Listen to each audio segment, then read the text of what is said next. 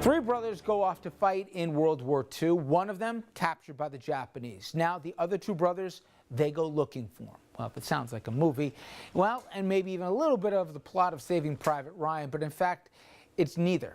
It's all true, and all the brothers are from New Jersey. A new book called Jersey Brothers describes what happened, and we spoke with its author, Sally Mott Freeman. This book is unapologetically personal. It's something that, you know, we've spoken to authors who've been very invested in the subject, but for you, this wasn't just family. It seemed like it was 10 plus years of your life that you dug in to try and get to it, and it almost plays out, and I don't want to give away the ending, and I won't here today, that you're not only rooting, you're following this story as it goes, and you're not sure how it ends. It's about three brothers. Benny, who was on the carrier USS Enterprise, Admiral Halsey's carrier at the outbreak of the war. Bill, who was actually my father, set up the White House map room, very secret room in the basement of the White House for President Roosevelt.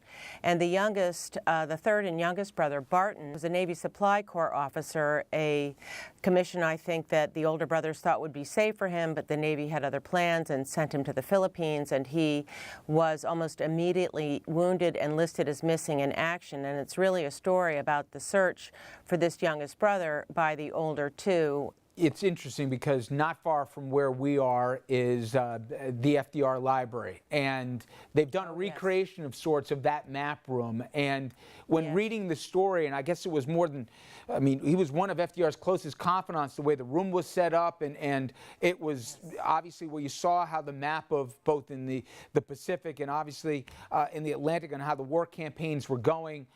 He was integral to this, but he also, your father, was trying to get himself in the Pacific Theater as well to find his brother. Isn't that right?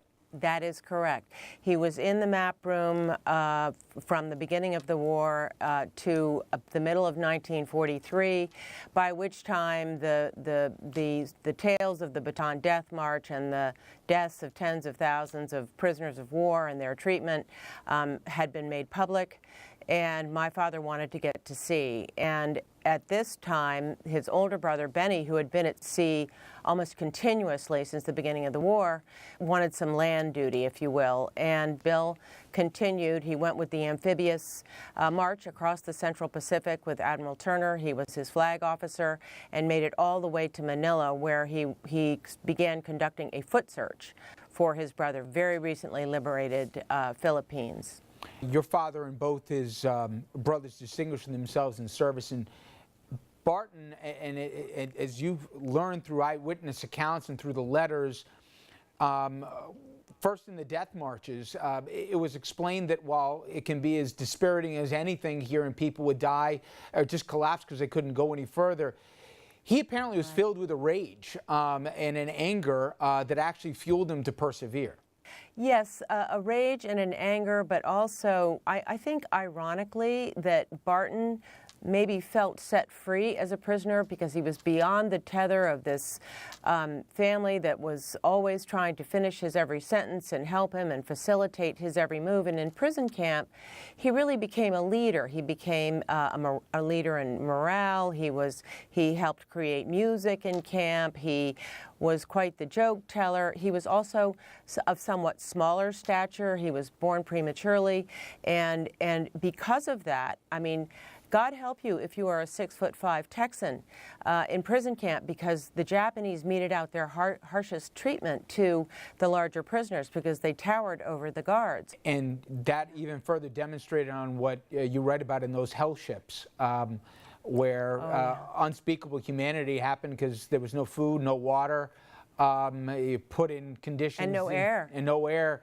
And somehow maintained honor in that, and then we know since they weren't marked as prisoner ships, they were struck by the Allies. They were torpedoed by submarines that were lurking. The submarines had code breakers. They knew exactly when these merchant ships were leaving war zones and where they were going, and they would lie in wait for them. But they were also carrying war materials, Japanese soldiers, civilians, all manner of material that was facilitating the war against the Allies, which was the reason for that order to destroy all exiting shipping.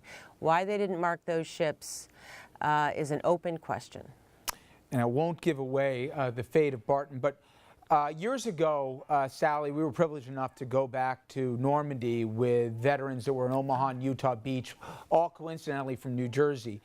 And Oh, wow. Yeah, what really struck me was cool. how many of their stories they hadn't shared with their family. And that they would only share it with, in effect, the band of brothers. And they were kind enough to let us in to that world, and they were honorably celebrated by the French when we were there. And it was a chapter of their life that I'd like to think, at least, that they were recognized. This was in the immediate aftermath of Saving Private Ryan. But my point is, did you find when tracking down the letters and talking to survivors that this was the proudest and the greatest generation, but it took a lot for them to open up and share some of the proud memories, but yet painful ones? Yes, I spoke with a number of veterans in each of the venues. Wartime colleagues of Benny on the USS Enterprise, wartime colleagues of my father. My father's in the White House, and also with the amphibious fleet with Admiral Turner, and also wartime colleagues of Barton's in prison camp. In fact, in 2005, I traveled with a group of former prisoners of war to the Philippines on a trip to commemorate the 60th anniversary of the liberation of Manila. And we went from prison camp to prison camp together on buses. We walked the National Road, made infamous by the Bataan Death March together, and these men were resilient, and they talked non-stop. I think it was a catharsis for them to tell these stories. Well, it's a remarkable book, for folks, and if you think you've heard every version of World War II, and there's certainly a lot of books out there, I can't tell you enough how you keep turning the pages, because even though you think you know how it ends, it's got that kind of a payoff. So again, the Jersey Brothers, Sally Mott Freeman, thank you so much for the time. I appreciate it. Thank you so much. And when we come back, we will pivot to politics, or at least policy.